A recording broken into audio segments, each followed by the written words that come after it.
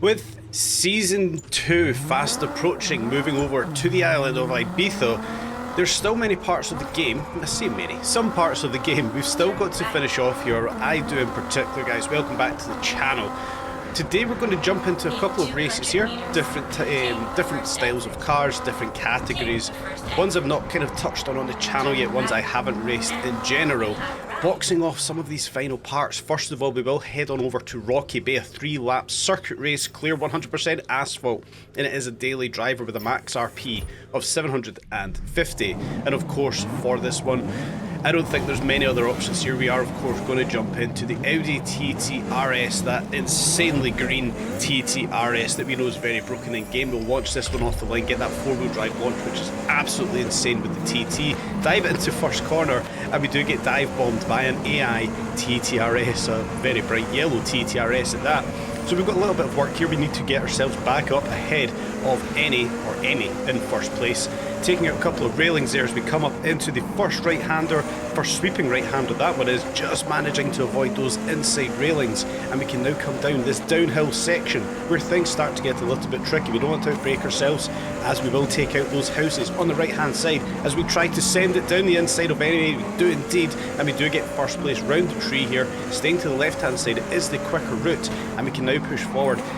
Now this looks like a very easy little section here, but there's a couple of curbs on these insides that do unsettle the car, so do take a little bit of caution coming through that little bit. But we have now, claimed first place for ourselves. We can now start to push forward here as we do start off lap number 2, and we do unfortunately take out the corner of that house, losing all of our momentum. A couple of curbs we have ventured onto there very bravely. Don't like taking curbs on these cars are lowered with low profile tyres. We do know it does unsettle them. Back up into the sweeping right-hander once again, just missing that railing on the inside. We can now power down the hill here, once again not wanting to outbrake ourselves into this little section, as we will take out those houses and those railings on the right-hand side.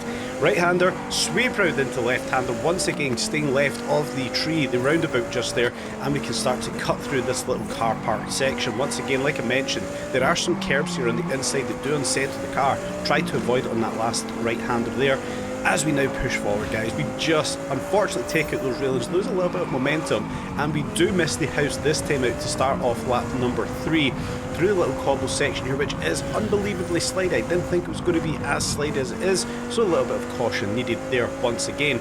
As we come uphill to round out this big sweeping right-hander once again for the last time, we do manage to avoid the railings once again, which is good. We don't lose our momentum, and we will now again push back down that hill, not wanting to outbrake ourselves.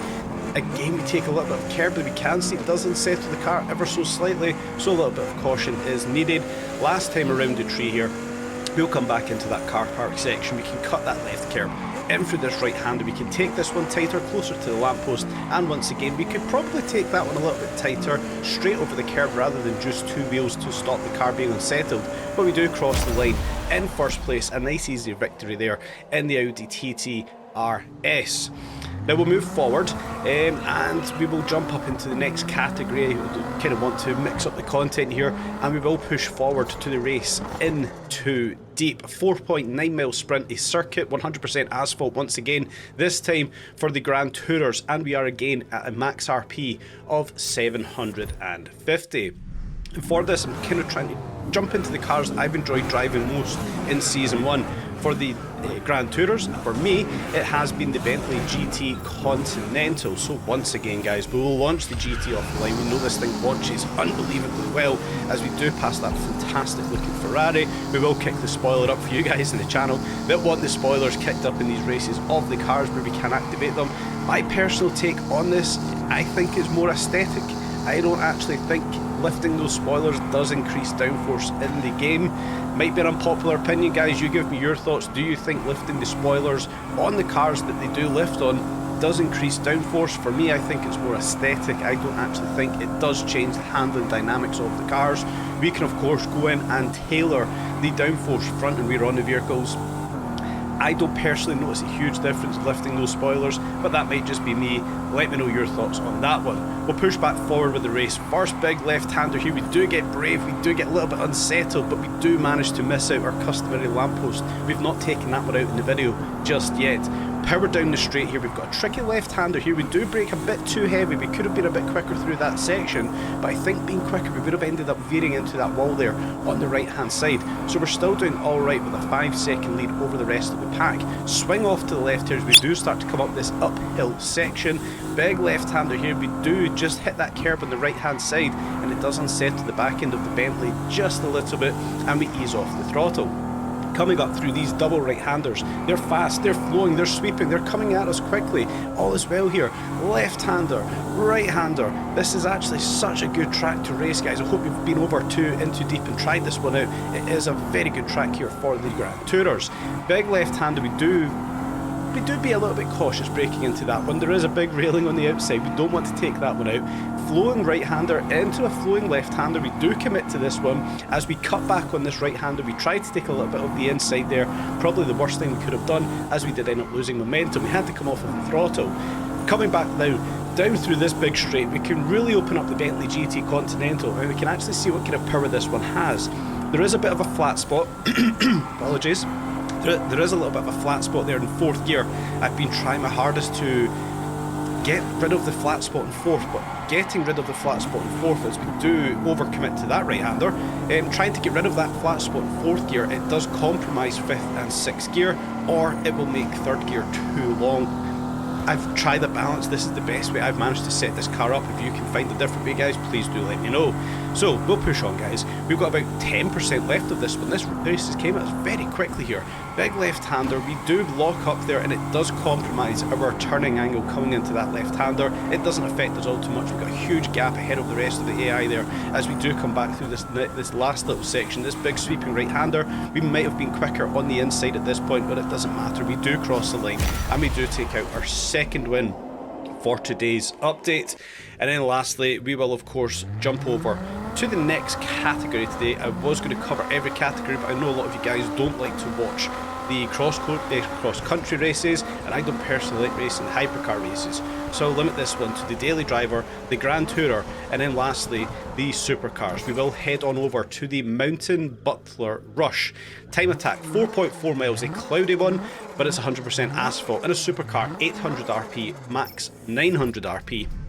And for this one, this is quite a recent addition to the channel, and it is the Mercedes GTR. Simply fantastic car. I could have jumped in the Lamborghini today, but the content this week on the channel is very Lamborghini heavy. That's obviously a focus towards tomorrow's video as well. Stay tuned for that one. So instead of jumping into the Lamborghini Huracan, we'll jump into the Mercedes GTR. This has been a recent addition to the garage, and it's an absolutely bonkers car. This should not have as much grip as it does. Like we can see, diving into this big right-hander, getting the power on nice and early, the back end just does not slip out. The level of grip this car has is absolutely insane. So we can dive it into these corners, like this one here, this right-hander. Slight touch, we don't actually touch the brakes, we just ease off the throttle, jump back onto it, and like we can see right here, jumping back on the throttle, the back end of this GTR just does not step out. Absolutely bonkers car. I absolutely love it. It's not as fast as the Huracan, I know that one, but when you're looking for max handling, I don't think there's one we can look past that is better than the Mercedes GTR. But as we start to punch this one downhill up into 5th gear, 160 miles an hour, we do come into a little braking section here, not all too much.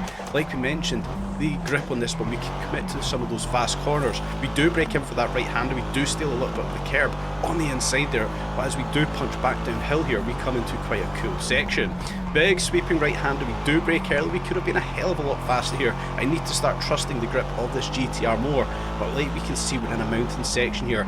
Big sweeping right-handers into big sweeping left-handers, and that kind of goes on there. Like we can see, the back end absolutely planted to the floor as we commit to this right-hander. Barely any braking, we do go a little bit wide, unfortunately taking out a railing, and we kick it down here into the left-hander. Touching on the brakes, dropping a gear, getting on the power nice and early, kicking it or punching it out of that corner. I can't get over how much grip this Mercedes GTR has.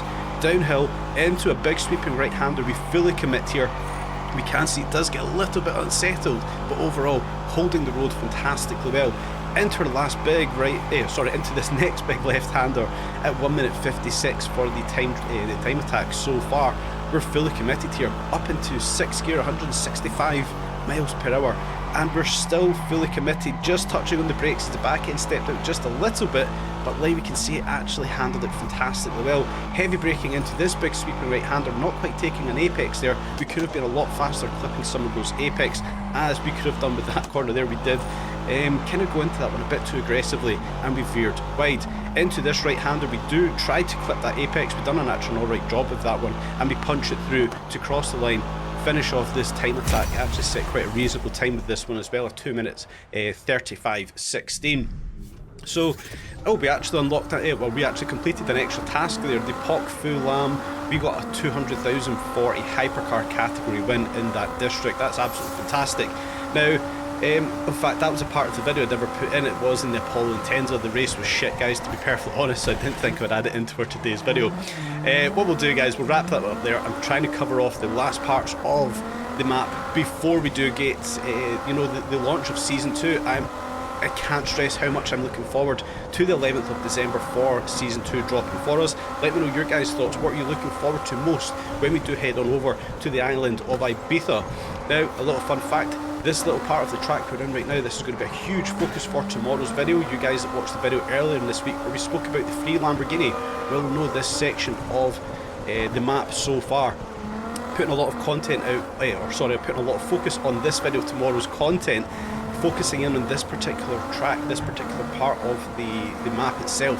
I think it's probably one of the best races in Test Drive Limited Solar Crown, so please stay tuned for tomorrow's video, all focusing in on this part of the map. Now guys, I do hope you have enjoyed today's video. Let me know what you've got left to cover off, what have you got left to finish in Season 1 before the 11th of December, where of course Season 2 is upon us. It would be fantastic to know. And additionally to that, please let me know what's been your chosen car for every category, the D class, C class, G class, S class, and of course the H class. It'd be interesting to know where everybody's looking at in game, what are their favourite cars. But like I mentioned, guys, please do smash the like button, subscribe and tap on the bell. Let me grow this channel. You guys can join the journey with me growing the channel. I hope you've enjoyed today's video. Stay tuned tomorrow for more updates on Test Drive Unlimited Solar Crown.